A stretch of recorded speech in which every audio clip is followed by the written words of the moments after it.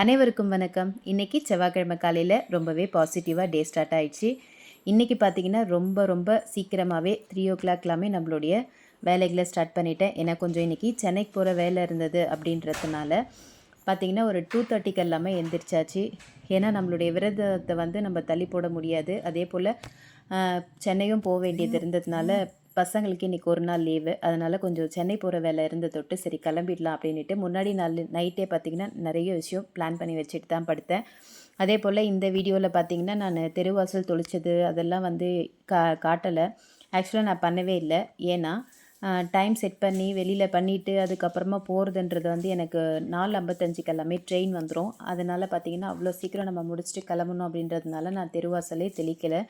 வெறும் நம்ம நிலைவாசல் கிட்ட மட்டும் தண்ணி தெளிச்சுட்டு எப்பவும் போல் அழகாக கோலம் போட்டுட்டு விநாயகருக்கும் முருகப்பெருமானுக்கும் நல்லா அழகாக அபிஷேகங்கள்லாம் பண்ணி அலங்காரம் பண்ணி மன நிறைவாக சாமி கும்பிட்டுட்டு கொஞ்சம் பிஃபோராகவே போயிட்டு ஸ்டேஷனில் உட்காந்துடலாம் அப்படின்னு சொல்லிட்டு ஒரு 4:30 போல் நான் ஸ்டேஷனுக்கும் கிளம்பி போயிட்டேன். அதனால தான் ஒரு 2:30க்கு எல்லாமே எந்திரிச்சு நம்மளுடைய வேலைகளை அப்படியே ஸ்டார்ட் பண்ணியாச்சு. எப்போவுமே வந்து நம்ம ஒரு விஷயம் எடுத்துட்டா அதில் வந்து மைண்ட் வந்து ஃபிக்ஸ் ஆகிடும். பட் எனக்கு எல்லா விஷயத்துலையும் இருக்கோ இல்லையோ கண்டிப்பாக இந்த 48 நாள் விரதத்தில் மட்டும் அது என்ன தான் தெரியாது, ஆட்டோமேட்டிக்காக வந்து ஃபிக்ஸ் ஆகிடும். உடம்பு என்ன தான் ஒரு 5 நிமிஷம் படுக்கலாம் அப்படின்னு சொன்னாலும் மைண்ட் வந்து டைம் ஆகிடும் பூஜை சரியாக பண்ண முடியாது அப்படின்ற மாதிரி ஒரு பரபரப்பாகவே இருக்கும். நார்மலாகவே இந்த பதட்டம் இருக்கும். இன்னும் நம்ம எங்கேயாவது வெளியில் கிளம்பணும் அப்படின்னா அது இன்னுமே எக்ஸ்ட்ராவாகிடுது. ஸோ அப்படி தான் வந்து இன்றைக்கி டே வந்து 2:30க்கெல்லாம் தூக்கமும் வரல. டக்குன்னு அலாரம் அடிச்சிச்சோ இல்லையோ எந்திரிச்சாச்சு. ஆக்சுவலாக நான் வச்சதே 3 o'clock தான் அலாரம் வச்சேன். ஆனால் பார்த்தீங்கன்னா ஒரு 2:30க்கு எல்லாமே வந்து நம்மளுக்கு அப்படியே முழிப்பு வந்துடுச்சு. ஏன்னா அந்த ஊருக்கு போகணுன்ற ஒரு டென்ஷனும் எங்கே தூங்கிடுவோமோன்ற பயத்தினாலேயே பார்த்திங்கன்னா சீக்கிரமாகவே எந்திரிச்சு வேலைகள் எல்லாத்தையும் ஸ்டார்ட் பண்ணி ரொம்ப அழகாக பிளான் பண்ண மாதிரியே முடிச்சுட்டு பிஃபோராகவும் போய் ஸ்டேஷன் சேர்ந்தாச்சு. ஸோ அதுக்கப்புறம் பார்த்திங்கன்னா ரொம்ப பாசிட்டிவான நிறைய மெசேஜஸ் வந்து நமக்கு வந்துருந்துச்சு. அந்த சிஸ்டர்ஸ்க்கெல்லாம் கூட நான் ரிப்ளை பண்ணல. எல்லா சிஸ்டர்ஸும் என்னை மன்னிச்சிருங்க, ரொம்ப சாரி. அடுத்த நாள் வந்துட்டு பார்த்திங்கன்னா பங்குனி உத்தரத்துக்கான வேலைகள் எல்லாமும் இருந்துச்சா கண்டினியூஸாக மொபைல் எடுக்கவே முடியல. அதனால தான் பார்த்திங்கன்னா 8வது நாள் விரதத்தையே வந்து நான் 10வது நாள் கொடுக்குறேன். இன்றைக்கி தான் நான் இதுக்கான வாய்ஸ் ரெக்கார்டே கொடுக்குறேன். பட் எல்லா வீடியோவும் ரெடியாக தான் இருக்குது. வாய்ஸ் ரெக்கார்ட் கொடுத்து அதை அப்லோட் பண்ணுறதுக்கு வந்து முடியல. ஏன்னா கண்டினியூஸாக கொஞ்சம் வெளியில் போகிற வேலையும் இருக்குது. இப்படி தான் எப்போவுமே வந்து நான் வீடியோஸ் வந்து கொடுக்க முடியாம மாட்டிப்பேன். ஆனால் இந்த வாட்டி கண்டிப்பாக வீடியோஸ் எடுத்துடணும். டிலே ஆனால் கூட பரவாயில்ல, நம்ம வந்து பொறுமையாக வாய்ஸ் ரெக்கார்ட் கொடுத்து பண்ணிடணும். இதில் பிரேக்கப்பே பண்ணக்கூடாது அப்படின்ற மாதிரி எப்படி விரதத்தை வந்து கட்டாயமாக கடைபிடிக்கணும், எந்த விதமான தடங்களும் இல்லாமல் அப்படின்னு நினைக்கிறனோ அதே போல் உங்கள் கூட ஷேர் பண்ணுற விஷயத்தையும் கண்டினியூ பண்ணணும் அப்படின்றதுல ரொம்ப உறுதியாக இருக்கேன். இதுக்கப்புறம் பார்த்திங்கன்னா அப்படியே நம்ம வேலைகள் எல்லாத்தையும் ஸ்டார்ட் பண்ணியாச்சு. அப்படியே நம்ம வேலைகளோடவே சேர்த்து நம்ம சிஸ்டர் சொல்லியிருந்த கமெண்ட்ஸ் பற்றியும் பார்க்கலாம். ஃபஸ்ட்டு கமெண்ட்ஸை பார்த்திங்கன்னா சிவரஞ்சனி அவங்களுடைய கமெண்ட் தான் பார்க்க போகிறோம். வீடியோ ரொம்ப அழகாக இருக்குது மேம். ஒரு பாசிட்டிவ் வரும் உங்கள் வீடியோ பார்க்கும்போது. முருகன் ரசிகை அப்படின்னு சொல்லிட்டு கமெண்ட் பண்ணியிருந்தாங்க. ரொம்ப நன்றி சிஸ்டர். உங்களுடைய இந்த மெசேஜ் எனக்கு ஒரு மோட்டிவேஷனாகவும் எனக்கு பாசிட்டிவாகவும் இருக்குது. ரொம்ப நன்றி. தொடர்ந்து உங்களுடைய கமெண்ட்ஸ் எல்லாமே வந்து கொடுங்க எல்லா வீடியோஸ்க்கும். ஷார்ட்ஸ்லேயும் சரி அதே போல் லாங் வீடியோஸ்லேயும் சரி நீங்கள் ரெகுலராக எனக்கு மெசேஜ் பண்ணிடுறீங்க. ரொம்ப நன்றி சிஸ்டர்.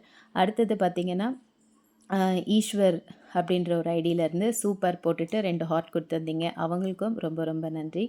லக்ஷ்மின்னு சொல்லிட்டு ஒரு சிஸ்டர் வந்து இன்றைக்கி கமெண்ட்ஸ் புதுசாக கொடுத்துருந்தாங்க. அவங்க சிஸ்டர் உங்கள் வீடியோ வெரி சூப்பர் சிஸ் அப்படின்னு சொல்லியிருந்தாங்க. ரொம்ப நன்றி சிஸ்டர்.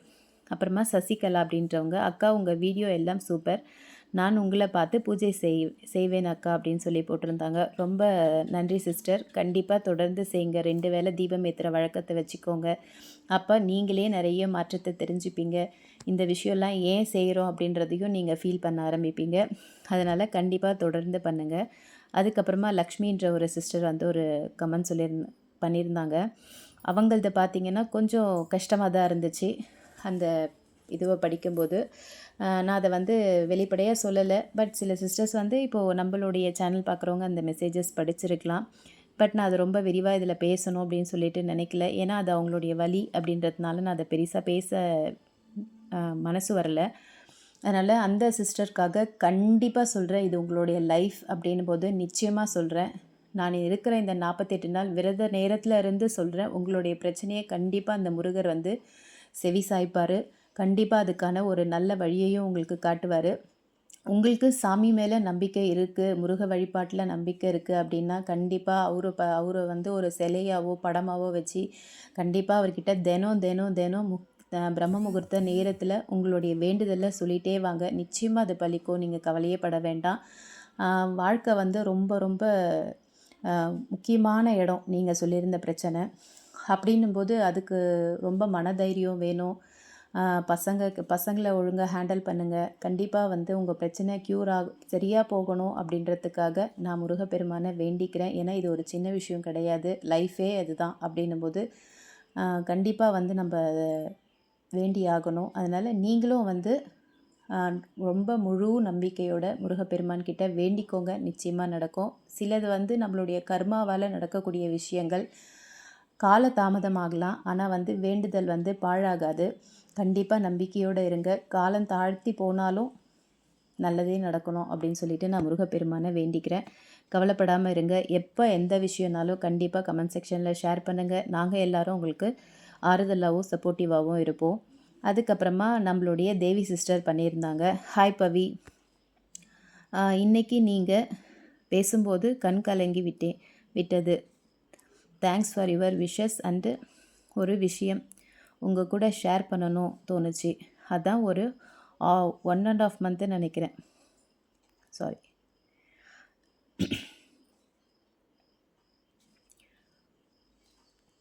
ஆஃப் மந்த்து ஒரு புறா வந்து அவங்க வீட்டில் இருந்ததாகவும் அந்த புறா வந்து அடிபட்டு அவங்க வீட்டுக்கு வந்ததாகவும் அதை இவங்க பராமரித்து அதுக்கப்புறம் அதுக்கு ரெக்கைங்கெல்லாம் முளைச்சி அதை சரிப்படுத்தி நான் வச்சுருந்தேன். திடீர்னு வந்து ஒரு நாள் அது வந்து பறந்து போயிடுச்சு. எனக்கு அது ரொம்ப கஷ்டமாக இருந்தது. அதுக்கப்புறம் முருகப்பெருமான் கிட்ட நான் ரொம்ப வேண்டிக்கிட்டு அதுக்கப்புறம் வீட்டுக்கு வரும்போது பார்த்திங்கன்னா திருப்பவுமே அந்த புறா வீட்டுக்கு வந்துட்டுருந்துச்சி அப்படின்னு சொல்லியிருந்தீங்க. கண்டிப்பாக சிஸ்டர், அது ஒரு இடம் பழகிடுச்சின்னா அந்த இடத்த விட்டு அது போகாது.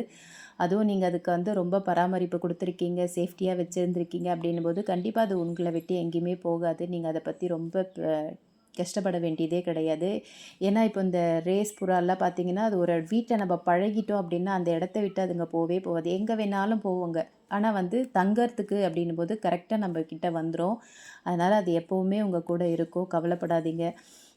ரொம்ப சந்தோஷமாக இருக்குது. இந்த மாதிரி சின்ன சின்ன உயிரினங்களை வந்து நம்ம கேர் பண்ணிவிட்டு அது மேலே பாசம் வச்சு வளர்த்துட்டோன்னா அவங்க நம்மளை விட்டு பிரிஞ்சு போகும்போது அது நம்மளுக்கு கஷ்டமாகவே தான் இருக்கும். அதனாலேயே நான் பார்த்திங்கன்னா வீட்டில் பசங்களுக்கு வந்து ரொம்ப நாய்னா பிடிக்கும், வளர்க்கணும்னு சொல்லி ஆசைப்படுவாங்க. ஆனால் எனக்கு ஒரு விஷயம் பாசம் வச்சுட்டு அதுக்கு எதுனா ஒன்று ஆச்சுன்னா அதை தாங்கிக்கவே முடியாது. அது மாதிரி தான் நீங்களும் இருக்கீங்க. எனக்கு நம்மளுக்குன்ட்டு இல்லை, கண்டிப்பாக எல்லாருமே வந்து ஒரு உயிரினத்தை வளர்த்துட்டோம் அப்படின்னா அதுக்கு ஏதாவது ஆச்சுன்னா அதை நம்மளால் அக்செப்ட் பண்ணிக்க முடியாது. அதனால் ரொம்ப நல்ல விஷயம். கண்டிப்பாக கவலைப்படாதீங்க, அது உங்களை விட்டு எங்கேயுமே போகாது. அதுக்கப்புறமா இன்னொன்றும் சொல்லியிருந்தீங்க, உங்ககிட்ட நிறைய பேசணும் ஆனால் கமெண்ட்ஸ் ரொம்ப பெருசாக போகுது, என்ன செய்யறது அப்படின்னு சொல்லி கேட்டிருந்தீங்க. கண்டிப்பாக பேசுங்க சிஸ்டர். கமெண்ட்ஸ் எவ்வளோ பெருசாக போனால் என்ன, கட் பண்ணி நீங்கள் மெசேஜ் அனுப்பிச்சிட்டே இருங்க. கண்டிப்பாக அதை படிக்கிறதுக்கு நான் தயாராக இருக்கேன். இது வந்து என்ன சொல்கிறது, நமக்கு ஒரு ஃப்ரெண்டு கிட்ட தான் வந்து நம்ம எல்லா விஷயத்தையும் ஷேர் பண்ணிப்போம் இல்லைங்களா, அந்த மாதிரி ஒரு ஃப்ரெண்ட்ஷிப், அவ்வளோதான். மற்றபடி நீங்கள் வந்து எப்படி அனுப்புறது அப்படிலாம் யோசிக்காதீங்க. கண்டிப்பாக வந்து நீங்கள் என்ன நினைக்கிறீங்க, எதாவது சொல்லணும்னு நினைக்கிறத வந்து கண்டிப்பாக என்னோட ஷேர் பண்ணுங்கள். ஒரு நல்ல ஒரு ஃப்ரெண்டாக இருந்து நான் அதை கேட்குறதுக்கு தயார். ரொம்ப நன்றி உங்கள் எல்லாருடைய அன்புக்குமே சரி. இது வந்து என்ன சொல்கிறது, இந்த 48 நாள் விரதம் ஆரம்பித்து எனக்கு இந்த மாதிரி ரொம்ப க்ளோஸான ஃப்ரெண்ட்ஸ் கிடச்சிருக்கிறதும் ரொம்ப ரொம்ப சந்தோஷமாக இருக்குது. ரொம்ப நன்றி சிஸ்டர். கமெண்ட்ஸ் பண்ணியிருந்த எல்லாருக்குமே நன்றி. அப்புறம் ஒரு விஷயம், நம்ம 3வது நாள் கொடுத்துருந்த வீடியோ பதிவில் பார்த்திங்கன்னா ஒரு சிஸ்டர் வந்து கேட்டிருந்தாங்க, இந்த மாதிரி அக்கா நைட்டி அணியலாமா அப்படின்னு சொல்லி கேட்டிருந்தாங்க. எனக்கு தெரிஞ்சு வந்து நான் அந்த ஃபாலோ பண்ணுறது இல்லை. ஏன்னா நைட்டி அணிஞ்சு பூஜை பண்ணுறதுன்றதுல எனக்கு பெருசாக உடன்பாடு இல்லை. ஒரு சிலர் அது வந்து ஒன்றும் பிரச்சனை இல்லைன்னு தான் சொல்லுவாங்க. நான் இது வரைக்கும் அப்படி பண்ணது கிடையாது. ஏன்னா அது எனக்கு தெரியல. எப்போவுமே ஒன்று சாரீ கட்டிப்பேன், இல்லாட்டி சுடிதார் போட்டுப்பேன். நைட் படுக்கும்போது அந்த நைட்டி யூஸ் பண்ணுறோமா அவ்வளோதான். அதோட காலையில் எழுந்திரிச்சு நம்ம இந்த மாதிரி பிரம்ம முகூர்த்த நேரத்தில் பூஜைலாம் பண்ணுறோம் அப்படின்னாலும் சரி, இல்லை நான் லேட்டாக 8:30 9 மணிக்கு பூஜை பண்ணுறனாலும் சரி, எப்போவுமே நைட்டியோட பண்ண மாட்டேன். ஏன்னா குளித்து முடிச்சுட்டு அடுத்த நாள் காலையிலன்னு பார்த்திங்கன்னா நான் நைட்டி போட மாட்டேன், சாரீ தான் கட்டிப்பேன். டே ஃபுல்லாக சாரியிலே தான் இருப்பேன், டே ஃபுல்லாக சுடியிலே தான் இருப்பேன். அதனால் வந்து சாமி கும்பிடும்போது பார்த்திங்கன்னா நான் சுடியிலையும் சாரீலேயே தான் இருப்பேன். பட் அது தப்பாக சரியான்றதெல்லாம் எனக்கு தெரியாது. எனக்கு அதில் வந்து விருப்பம் கிடையாது. அதனால் நான் போட மாட்டேன். நைட்டின்றது நம்ம நைட்டில் தூங்குறதுக்காக மட்டும்தான், அவ்வளோதான். அதுக்கப்புறம் வந்து அதை வந்து டே ஃபுல்லாக போட்டுக்கிறதோ, அதை போட்டுட்டு பூஜை பண்ணுறதுன்றதோ எனக்கு தெரியல. நான் அதை செய்கிறதும் இல்லை, எனக்கு அதில் விருப்பமும் கிடையாது. பட் அது தப்பாக ரைட்டான்னு எனக்கு தெரியல சிஸ்டர். உங்களுடைய விருப்பப்படி நீங்கள் பண்ணுங்கள். இதுக்கப்புறமா பார்த்திங்கன்னா நம்ம வீட்டில் ரொம்ப அழகாக முருகப்பெருமான் ரெடி ஆகிட்டார். விநாயகர் பெருமானுக்கு முதல்ல தண்ணி ஊற்றி அவருக்கு பூஜை பண்ணி முடிச்சதுக்கு அப்புறமா அப்படியே நம்ம முருகப்பெருமானையும் அழகாக அலங்காரம் பண்ணியாச்சு. இன்றைக்கி டே பார்த்திங்கன்னா ரொம்ப பெருசாக வந்து இந்த பூ விஷயத்துலலாம் யோசிக்கவே இல்லை. அப்புறமா போயிட்டு நைட்டு ஊருக்கு வேறு கிளம்புறோம் அப்படின்ட்டு லாஸ்ட் மினிட்ல தான் போய் பூவிலேருந்து எல்லாமே அரேஞ்ச் பண்ணி வச்சுட்டு நைட்டு போய் படுத்தேன். காலையில் எழுந்த ஒரு ஷார்ட்ஸ் தான் வந்து கொடுத்துருந்தேன். அன்னைக்கு காலையில் பார்த்திங்கன்னா செவ்வாய்க்கிழமை கரெக்டாக வந்து ஊருக்கு போகும்போது ட்ரெயின்லேயே வந்து ஒரு ஷார்ட்ஸை வந்து ரெடி பண்ணி நான் கொடுத்துட்டேன். அதுக்கு ஒரு 2 சிஸ்டர் வந்து ரொம்ப அழகாக இருக்கார் முருகர் அப்படின்னு சொல்லி கமெண்ட்ஸ் பண்ணியிருந்தாங்க. அடுத்து என்னோடய நாத்தனார் பொண்ணுமே வந்து மம்மி காலையில் எழும்போதே ஃபஸ்ட்டு உங்களோட ஷார்ட்ஸ் தான் பார்த்தேன், முருகர் அவ்வளோ அழகாக இருந்தார், அவர் முகத்தில் தான் முழிச்சு எந்திரிச்ச மாதிரி அவள் ரொம்ப ஃபீல் பண்ணி சொன்னான். உண்மையிலே ரொம்ப ரொம்ப சந்தோஷமாக இருந்தது. கண்டிப்பாக அந்த முருகருடைய முகத்தில் வந்து ஏதோ ஒரு விசேஷம் இருக்குது. இவரோட முகம்னு சொல்ல வரல, எல்லார் வீடுகளில் இருக்கிறோம், எல்லா கோயில்களில் இருக்கிறதும் முருகன் அப்படின்னாவே அவ்வளோ அழகான ஒரு முகத்தோடு வந்து நமக்கு காட்சி அளிக்கிறாரு. அதுக்கப்புறமா ஒரு விஷயத்தையும் சொல்லணும்னு நினச்சேன். நிறைய பேர் வந்து நிறைய பிரச்சனைகளை சொல்கிறீங்க. அந்த பிரச்சனைகளுக்கெல்லாம் கண்டிப்பாக ஒரு நல்ல தீர்வுன்னு பார்த்தீங்கன்னா திருப்புகழ் படிக்கிறது கொஞ்சம் கஷ்டமான விஷயந்தான். ஆனால் படிக்க பழகிட்டோம் அப்படின்னாக்கா கண்டிப்பாக அது நமக்கு ஒரு நல்ல மருந்தாக இருக்கும். எந்த ஒரு விஷயத்தையும் நம்ம சும்மா படிச்சுட்டா சரியாக போயிடுமா அப்படின்னு கேட்டிங்கன்னா கிடையவே கிடையாது. அதோடைய அர்த்தத்தை தெரிஞ்சுக்கிட்டு முழு மனசோட ஒரு வேண்டுதலோட முருகப்பெருமானை நினச்சி அந்த திருப்புகழை படித்து பாருங்கள், கண்டிப்பாக நல்லதே நடக்கும். இதில் இப்போது நான் இந்த விஷயம் சொன்னதுக்கு காரணம் வந்து போன கமெண்ட்ஸில் வந்து ஒரு சிஸ்டர் ரொம்ப கஷ்டமான சில விஷயங்களை பகிர்ந்திருந்தாங்க. அவங்களுக்காக வேண்டி தான் இந்த விஷயத்த சொல்கிறேன். திருப்புகழ் வந்து என்ன சொல்கிறது, நான் ரொம்பவே ஒரு மதிக்கக்கூடிய ஒரு புத்தகம். அது அவ்வளோ ஒரு நம்ம வாழ்க்கைக்கு ரொம்ப ரொம்ப தேவையான ஒரு புத்தகம்னு சொல்லுவேன். வாழ்க்கையில் எந்த விதமான சூழ்நிலைக்கும் அந்த புத்தகத்தில் வழியும் மருந்தும் இருக்குன்னு தான் சொல்லுவேன். அந்த அளவுக்கு வந்து நம்ம வாழ்க்கைக்கு ரொம்ப ரொம்ப தேவையான ஒரு புத்தகம் அப்படின்னா திருப்புகழை வந்து முடிஞ்சவங்க கண்டிப்பாக வாங்கி வச்சு அந்த திருப்புகழை தினம் பாராயணம் பண்ணுங்கள். உங்களோட லைஃப்பில் நீங்களே கண்கூடாக வந்து மாற்றத்தை பார்ப்பீங்க. இது வந்து ஸ்டார்டிங் வந்து ஒரு சிலருக்கு வந்து பிரச்சனைங்க வரும். உடனே அதை பார்த்து பயந்துடாதீங்க. இதெல்லாம் வந்து நம்மளுடைய கர்மா. நம்மளை வந்து அதை படிக்க விடாமல் செய்யறதுக்கான இதை படிக்க ஆரம்பித்து தான்ப்பா பிரச்சனை வருது அப்படின்ற மைண்ட் செட்டுக்கெல்லாம் கூட நம்ம போவோம். அது மாதிரி எல்லாம் தயவு செஞ்சு மனம் தளர்ந்து போகாதீங்க.